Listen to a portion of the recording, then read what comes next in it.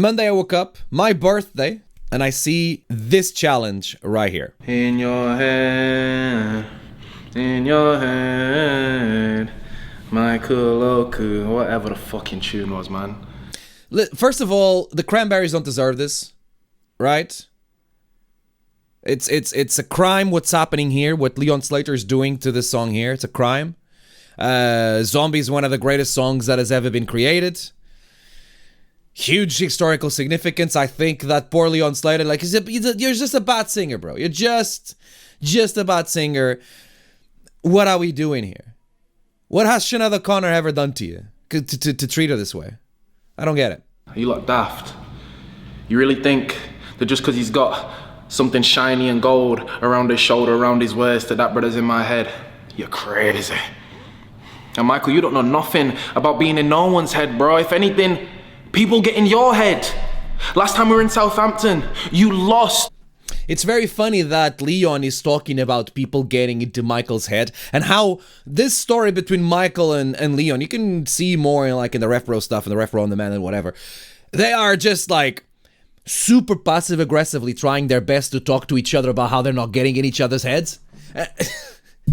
Which is a telltale sign that they have gotten into each other's heads. It's incredible how Leon Slater talking about this here is basically the wrestling version of that really famous drill tweet, you know? I'm not gotten to, he says as he turns into a corn hop. Or Michael Oku being live on Instagram. Have you seen his Instagram live? He's just being live watching the match from the crowds, getting Leon Slater to ruin his glasses. No, they're not gotten to. They're 100% not gotten to. Come on, they're so strong. Come on. You lost the undisputed British heavyweight championship to David Francisco, bro. Ugh. I find it very funny and interesting that he needs to say my name and put in the little saltiness of the disgust, the disdain that he has for me. Ew, so disgusting, David Francisco. Ew. It's almost like now, it's almost like he's trying to tell me that he doesn't think that I am at his level, despite the fact that he is saying and admitting, someone on Twitter said this, he is admitting that I've beaten Michael Oku and I am the actual undisputed British heavyweight champion. It's almost like in the back of the head he knows that if he does beat Michael, he's going to have to be facing me, because every time the title is defended is actually a number one contenders match to face me. That's basically what this is, you know. The hate is so forced, 100%. It's they're just I hate passive aggressiveness, honestly, and I think they're just being ridiculously passive aggressive. This is Bridgerton-esque professional wrestling, where they're trying their best to show that they're not gotten to, while clearly the fact that they're showing they're not gotten to shows that they are indeed gotten to. I mentioned this in the little statement that I put out. I just think it's insane, you know. I'll come back to this. I'll come back to this idea that he thinks I'm beneath him. Anyways, you let David Francisco get in your head in Southampton, and you know what's funny? Next week, RevPro returns to Southampton, so the boys got a little bit of an idea. How about I prove my point that my head is bulletproof heading into Doncaster, bulletproof heading into April 20th, bulletproof heading into high stakes, and I make light work of David F. Leon Slater. Chips, how you doing? Welcome to the stream. I agree. F. Leon Slater. Francisco in South into April 20th, bulletproof heading into high stakes, and I make some light work of David Francisco in Southampton. And the week after that is the week that the boy gets his crown. You get me? It's actually my crown, Leon. I regret to inform you that it's my crown that was stolen from you. As you've admitted, as you said, that is the case. You're not facing me for it, so you're not getting any crown. Lean, your actual undisputed British heavyweight champion, is sitting in his chair right here. Anyways, I fail to understand this logic. I fail to understand the logic that he's going to prove that his mind is bulletproof by wrestling me the same way that he wrestled Michael, the same way that I wrestled Michael, because the reason I defeated Michael is because he's not bulletproof and Leon Slater is immune to mind games. He says, while challenging me for a match, I'm not challenging him. I didn't say his name. I'm just here in my corner, right? Waiting until they deal with whatever issues they have to deal with themselves. And he's the one that is saying my name and challenging me for things. I wonder why that is. I mean, I kind of know why that is. I just need to understand, because I don't. How is it that challenging me proves that he's bulletproof? And if he's trying to say that he is immune to my strategies, I regret to inform him that is wrong, but I'm not going to just say it. I'm going to show that on Sunday, right?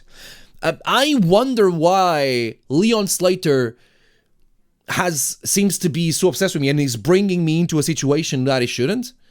It's almost like he's part of that big group of people that are jealous of the fact that Southampton is my town and Southampton hasn't drunk the Kool-Aid like other places have.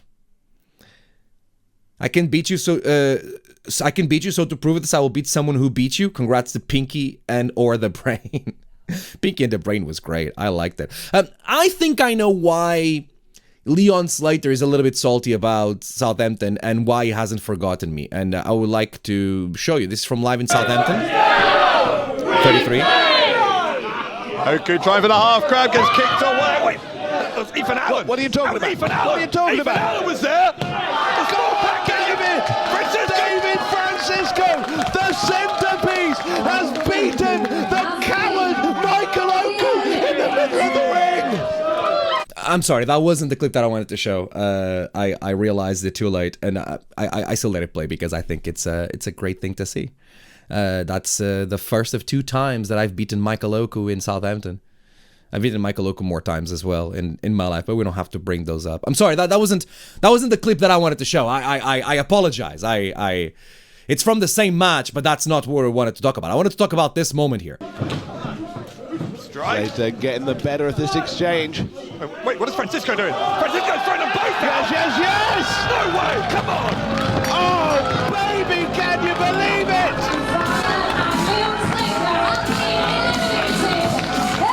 You say it! You say it! David Francisco!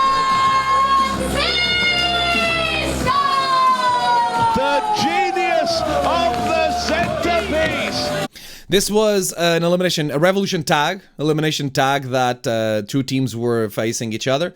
Eliminations happened by pinfall, submission, or getting over the top rope. Last 3 people, me and Slater on the same team versus Ozai on the other team. And in a brilliant moment of strategy, I used Leon Slater's momentum to eliminate Ozai and get the win for us. We all got paid the same. The value of the win was the same. But as we can see, as we continue to progress in this moment here, Leon Slater didn't seem very happy with the fact that he won. Somehow he was angry at the fact that we won the match and I made it happen. You say a compliment about tonight's main event winner, David Francisco. If this was Mean Girls, you would be Regina George and Leon is Caddy, Oku is Janice. Never seen Mean Girls yet. I gotta see Mean Girls. I'm trying to celebrate with Leon Slater and Leon is just being pedantic about it. Wow, poor sportsmanship on display here. If there's anyone who can get Leon Slater and Cesaro on the same page, it's someone as obnoxious as David Francisco. Oh, wow, as obnoxious. Oh, God. Woo-hoo! Slater with the kick to Cesaro. Come on, he did that deliberately. No, he didn't. You know exactly what he was trying to do. He was trying to hit Francisco. Why is he arguing with me? It makes no sense that he's arguing with me. David's day. Cesaro going after Slater. Save it for your call, gentlemen. The fury towards David Francisco has spilled over into more of this ill will between Slater and Southampton. This was before the York Hall match that they had. Except hopefully this version ends better for Regina. Stay away from buses. Oh man, you're spoiling the movie here. I want to watch it now. This is a great match. Thanks, Kat. I know. I was in it. I want it. Yeah, I feel like... Do you think Leon Slater is salty because I showed him up in this match? Because if you look at the graphics and the names on it, maybe Leon was thinking and hoping that he was going to be a team captain, you know? When we were backstage kind of like talking to four of us about strategy, he was so loud about how kind of like, hey, everyone can just follow my lead, you know? I wrestle in the States. Look at me. I'm Leon Slater. Youngest in charge. Yada, yada, yada. And then he got there and no one cared about him. Oh no. Leon Slater is not the big star around. You think he's salty about that? You think he's salty about the fact that he lost this audience? And more and more in other places continues to like not lose them. He's kind of losing his mind, isn't he? He's been acting lately in a way that doesn't seem very Leon Slater-ish. Even in Sheffield, he isn't the biggest star around. Maybe he is when I'm not around. But what can I say? I don't know. It's just very interesting that this is what's happening with Leon. This is how Leon has been behaving. And I think that maybe he feels like I've owned him up once, and he wants to turn that around. He wants to pay back on that. Anyways, I saw that on Monday, and I felt like I immediately needed to address it, and I did address it. I addressed it in this video that I've put out here. Barely scrapes top 5. Leon Slater better scrapes top 5 in stars in Sheffield. What's the list? I want to see the list. Anyways. On a scale of 1 through 10, Leon, just how insecure are you? I mean, if you're the youngest in charge, why do you have to walk around with a babysitter everywhere to be in charge of you? It has to be insecurity, right? It cannot be the fact that you're not smart enough to think for yourself. Ah, come on, what am I talking about? You're Leon Slater. You are bulletproof. Michael Loco can't get in there, and to prove that, you're going to challenge the David Francisco in Southampton. You're challenging me, buddy. Michael Loco may not be able to get to you, but he looks like I can. Playing mind games with Michael Loco is like swimming in the kiddie pool. I play mind games at an Olympic level, and I dare you to underestimate me. Just ask your mates and the youngest guns in charge what happens when you do. Stupid name, by the way. Southampton isn't Bizarro World, it's Francisco World. And on Sunday, you're gonna get to share the spotlight with the centerpiece. Oh, aren't you excited? And bulletproof? Sunday, I am going to make you feel out here the same way that you feel in there. Powerless. I'm really good at this wrestling thing. I don't have much to add. That's exactly what I'm feeling it's happening here. He's trying to act like his mind is really strong and this is all about the mental games and everything. And then he decides to play mind games with me? He wants to come for me? Buddy, what are you doing? I didn't ask for this, right? This wasn't a challenge I made. This isn't me. People cannot say that I'm trying to put myself in this situation. I was just standing here, right? I wasn't even there at the 229 last time. I'm just standing here. I'm just sitting here watching my thing, waiting until it's my time, focus on the things that I need to focus on. He's the one that's challenging me, but he's got to be careful what he wishes for, because come on. You want to prove that you're bulletproof and that no one can get to you mentally by wrestling David Francisco? You asked for this, buddy. I just want to say that. Leon asked for this. You know, listen, it really feels... I think that I made a promise almost a year ago that I would make, more than a year ago. Was it April 1st? I think it was April 1st. I think it's just been a year that I would make this place revolve around me. And it really feels like lately, this is how it feels. I feel like this is what's happening here in Southampton. And these are all people that are dare I say, pillars of what RevPro is today, right? 2 former undisputed British heavyweight champions. A definite candidate an unquestionable candidate to the undisputed British heavyweight champion, one of the brightest stars we have in the scene today. And these people, one way or another, continue to be lured into my centerpiece siren trap. And this time I didn't even say anything. The one thing that's in common with all these people is that they're underestimating me. And I feel like Leon Slater, by challenging me, is doing the exact same thing. He thinks it's going to be easy. Leon Slater is exposing himself by doing this to himself. I have no choice but to give him what he wants, which is a respectful match. I give him the respect of going all in, of giving him everything he wants. He wants a challenge, he can get a challenge. I just feel like these people are threatened. What can I say? Leon Slater's like, oh, I gotta take my opportunity to put Dave Francisco down before he overtakes me. I just think that once I beat Leon, that is what, 3 pillars of RevPro taken down? I mean, maybe. And this is just a thought that I'm having, and maybe you guys can agree or disagree with me. Maybe I'm starting to become a pillar of RevPro as well.